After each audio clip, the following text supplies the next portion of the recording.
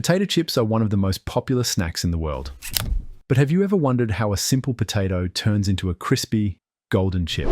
It all starts in the soil, where farmers carefully grow the perfect potatoes. From planting to harvesting, washing to slicing, frying to seasoning, each step plays a crucial role in making sure your favorite snack is crunchy and delicious. Today, we're taking you behind the scenes to see the entire process, from farm to bag. By the end of this video, you'll never look at potato chips the same way again. Before we dive in, make sure to hit that subscribe button and turn on notifications so you never miss our deep dives into how everyday products are made. Now, let's get started. The process of making potato chips starts months before they ever reach the factory. It all begins with selecting the right type of potatoes. Most chips are made from special varieties like russet or Atlantic potatoes because they have the perfect balance of starch and moisture for frying. Farmers plant these potatoes in nutrient-rich soil during the early spring.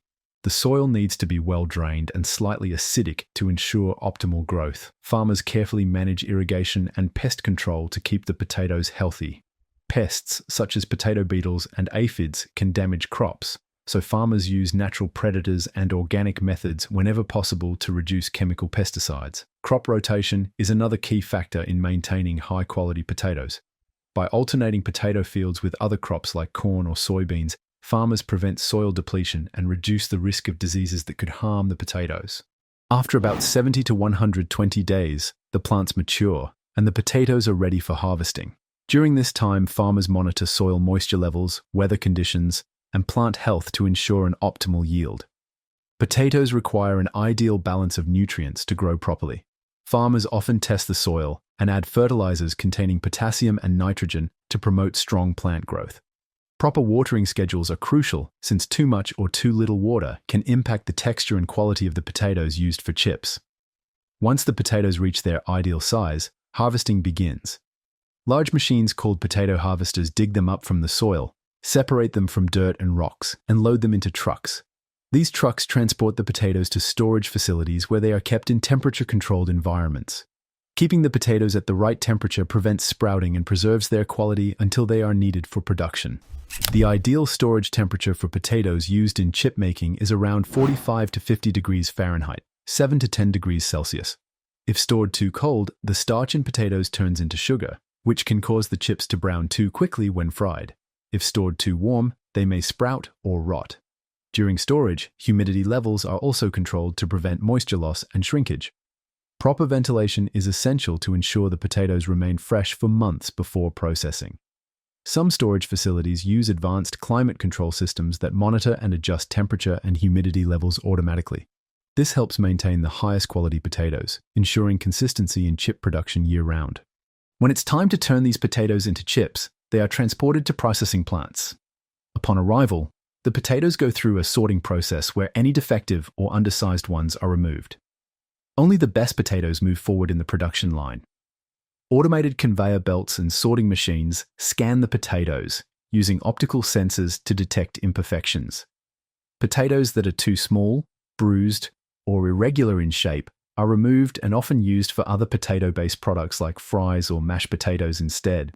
At some factories, high-tech sorting machines use X-ray technology to detect internal defects in potatoes, ensuring only the highest quality ones are selected for chips. Enjoying this so far? Make sure to subscribe to our channel for more content like this. The first step at the factory is thoroughly washing the potatoes. They pass through a series of water jets and brushes that remove any dirt and debris. This process ensures that no soil particles remain on the potatoes before they are turned into chips. After washing, the potatoes go into automated peeling machines. Some manufacturers leave a thin layer of skin for added texture and flavor, while others completely remove it for a smooth finish. Peeling is done using mechanical rollers or steam peeling, which uses high-temperature steam to loosen the skin before being rubbed off. Some factories also recycle potato peels for use in animal feed or composting, ensuring that no part of the potato goes to waste.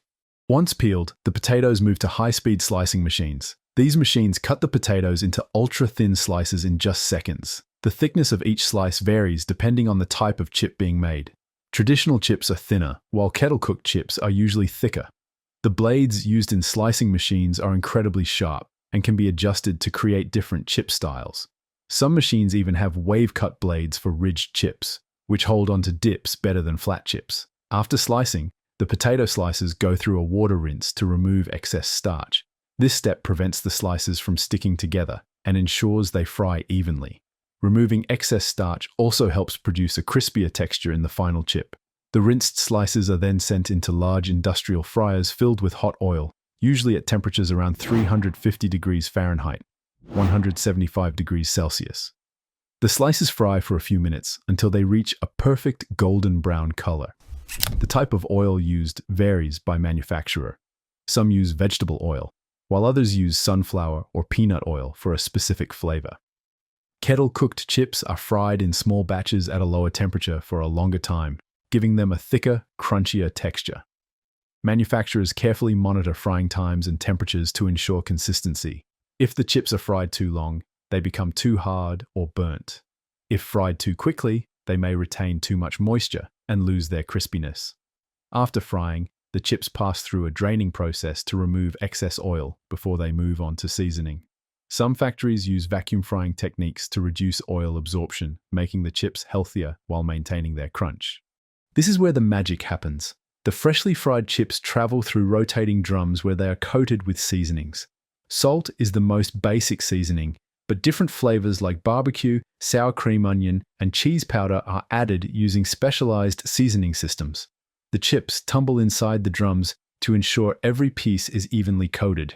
Some chip companies use natural seasonings, while others use artificial flavor enhancers to create unique tastes.